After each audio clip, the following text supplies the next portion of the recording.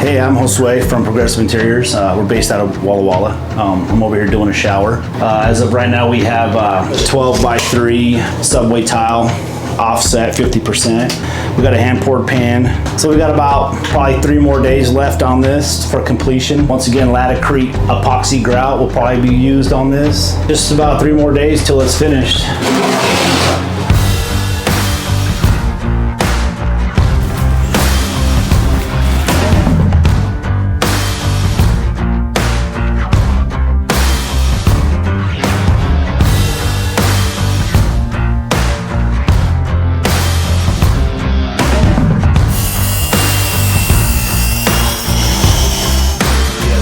Says 369 to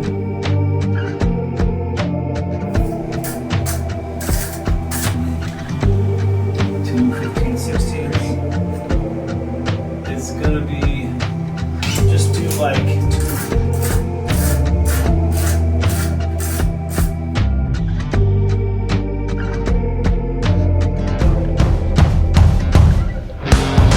and then try to do factories if you can, but probably.